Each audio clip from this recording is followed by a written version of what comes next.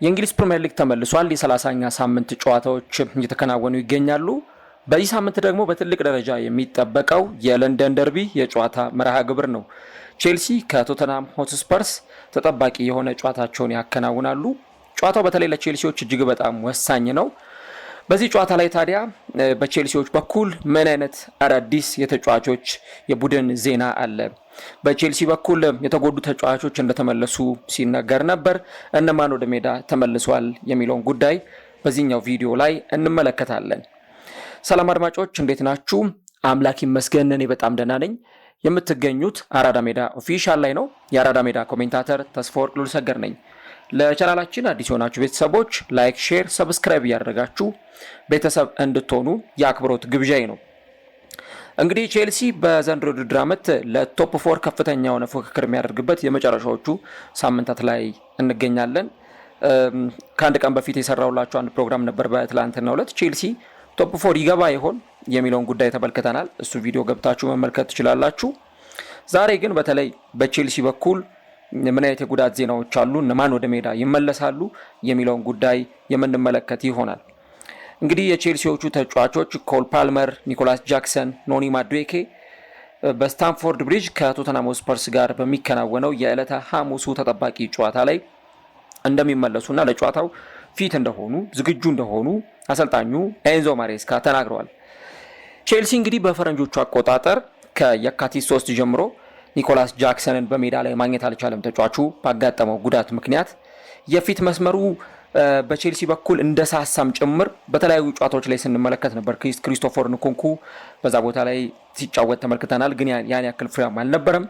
እንዲሁ ደግሞ በዛ ቦታ ላይ ጥሩ ሲጫወት የተመለከትነው ፔድሮ ኔቶ ነበር፣ ግን ያለ ተፈጥሯዊ 9 ቁጥር ነበር በዛ ቦታ ላይ አሰልጣኙ ሲጫወቱ የነበሩት። እንዲሁም ከየካቲት 14 በኋላ ደግሞ ኖኒ ማዱዌኬ በጉዳት ምክንያት ከዛ ስብስብ ጋር አብሮ አልነበረም።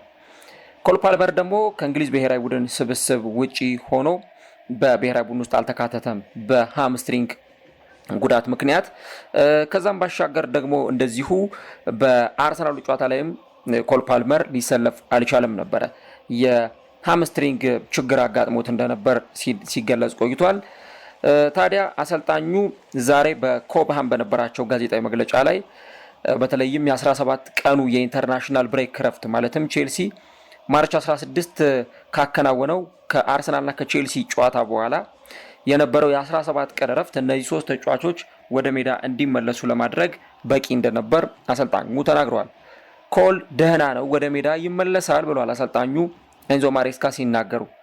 ኖኒ ማዱዌኬም የተሻለ ሁኔታ ላይ ይገኛል፣ ኒኮም በጥሩ ሁኔታ ላይ ይገኛል። እነዚህ ሁሉ ተጫዋቾች ጥሩ ሁኔታ ላይ ይገኛሉ ሲሉ ተናግረዋል። እንግዲህ ቼልሲ በተለይም ደግሞ ኒኮላስ ጃክሰንን በማጣቱ ምክንያት የማጥቃት ሁኔታው ቀንሷል ብለን ስንል ነበር። ይህ ተጫዋች መመለስና ኮል ፓልመርም ደግሞ እንደዚህ ወደ ሜዳ ላይ መመለሱ ለሰማያዊዎቹ ደጋፊዎች እጅግ የሚያስደስት ነው። እሳቸው እንደተናገሩት ከሆነ በተለይም ያለ ጥሩ ተጫዋቾቻቸውም ጭምር ሜዳ ላይ ፐርፎርም ያደረጉባቸው ጊዜያት እንደነበሩ አስታውሰው፣ ነገር ግን ደግሞ እሳቸውም እንደተናገሩት አሁን ላይ ተከታታይ የሆኑ ጉዳቶች ሲያጋጥሟቸው ከቆዩ በኋላ ተጫዋቾቻቸው በመልካም ጤንነት ላይ እንደሚገኙ አሰልጣኙ ተናግረዋል። እስካሁን ድረስ እንግዲህ በቼልሲ በኩል በጉዳት ላይ የሚገኘው አንድ ተጫዋች ብቻ ነው። እሱም ሮሜዮ ላቪያ ነው። ሮሜዮ ላቪያ እንግዲህ ለረጅም ጊዜ ማለት በሚቻል ሁኔታ ከሜዳ የራቀ ተጫዋች ነው። አሁን መሻሻል እያሳየ ነው ብለዋል አሰልጣኙ ስለዚህ ተጫዋች ሲናገሩ። ነገር ግን ደግሞ አሁንም 1 ቀን 2 ቀን 3 ቀን እየጨመረ በሄደ ቁጥር የተወሰኑ ችግሮችን እየተመለከትን ነው የሚል አስተያየት አሰልጣኙ ሰጥቷል። እናም ግን በቀጣዩ ሰዓታት ደግሞ የሚፈጠረውን ነገር እናያለን የሚል አስተያየት ነው የሰጡት አሰልጣኙ ኤንዞ ማሬስካ። በዚህ በቶተንሃሙ ጨዋታ ላይ ሮሜዮ ላቪያን አያገኙም። ያው ኤንዞ ፈርናንዴዝ እና ሞይሰስ ካይሴዶ በዚህ ቦታ ላይ ማለትም በደብል ፒቮት ተጣምረው ሲጫወቱ እንደነበር ተመልክተናል። ያም ቢሆን ግን ሮሜዮ ላቪያ ደግሞ ቢኖር ለቡድኑ የተሻለ ቫራይቲ መስጠት ይችላል። በቡድኑ በኩል ደግሞ የተሻለ አማራጭና እንዲሁም ተጫዋቾችን እያፈራረቁ ለማጫወትም ጭምር የሚረዳ ተጫዋች ነው። ያ መሆኑን ስናስብ የዚህ ተጫዋች መጎዳት ለቼልሲዎች ጥሩ የሚባል ዜና አይደለም። ተጫዋቹ ከፈረመበት ጊዜ አንስቶ በተለይ ፈላጊ ክለቦች ነበሩ። ሊቨርፑል ተጫዋቹን ይፈልገው ነበር። በዋነኝነት እንደውም ሊቨርፑል ነበር የተጫዋቹ ፈላጊ የነበረው።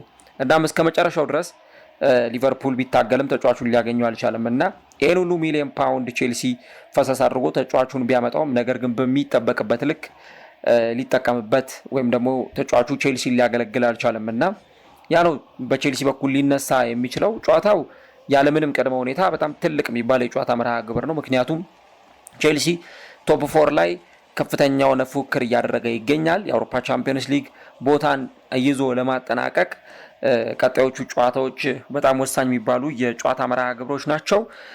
በእነዚህ ጨዋታዎች ላይ ደግሞ የተጫዋቾቻቸው ከጉዳት መመለስ ለተጫዋቾቹም እንዲሁም ደግሞ ለክለቡ ደጋፊዎቹም ቼልሲ የአውሮፓ ቻምፒዮንስ ሊግ ቦታን ይዞ እንዲያጠናቀቅ ቶፕ 4 ወይም ቶፕ 5 ገብቶ እንዲያጠናቀቅ ትልቅ እገዛን ሊያደርግ ይችላል ተብሎ ይጠበቃል። አሁን ባሉ ጊዜያት ላይ ተጫዋቾች ከጉዳት ሲመለሱ የቡድን ውህደትን ይፈጥራሉ። ከዛም ባሻገር ደግሞ ለአሰልጣኙ አማራጮችን መጨመር ይችላሉ።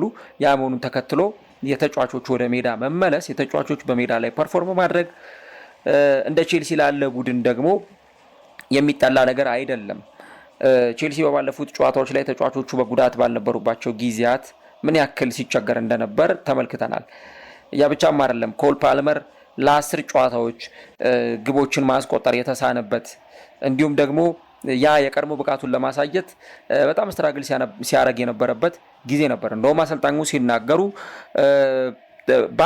በአንድ ተጫዋች ላይ ቡድናችን የተንጠለጠለ አይደለም ብለው ሲናገሩ ነበርና ተጫዋቹ የተወሰነ እረፍት አድርጎ ወደ ሜዳ መመለሱ በአንድ በኩል ለደጋፊዎች የሚሰጣቸው ጥሩ የሆነ እፎይታ፣ ለደጋፊዎች የሚሰጣቸው ጥሩ የሚባል እርካታ ይኖራል እና ተጫዋቹ ወደ ሜዳ ተመልሷል። እንግዲህ በነገው ጨዋታ ላይ አሰልጣኙ ምን አይነት የቋሚ አሰላለፍ ሊጠቀሙ ይችላሉ? ኒኮላስ ጃክሰን በቋሚነት ይጀምራሉ ወይ? ኮል ፓልመር፣ ኖኒ ማዱዌኬ እነዚህ ተጫዋቾች በቋሚነት ይጀምራሉ ወይ የሚለው አጠያቂ ጉዳይ ነው። ለእኔ ግን ከነዚህ ከሶስት ተጫዋቾች አንድ ወይም ሁለት ተጫዋቾችን አሰልጣኙ በቋሚነት ሊያስጀምሩ ይችላሉ። ለምሳሌ በጀደን ሳንቾ ቦታ ላይ ኖኒ ማዱዌኬን በቋሚነት ሊያስጀምሩ የሚችሉበት እድል አለ። አሊያም ደግሞ ተጫዋቹን ከተጠባባቂ ወንበር ላይ እንዲነሳ አድርገው ወደ ሜዳ ሊያስገቡት ይችላሉ።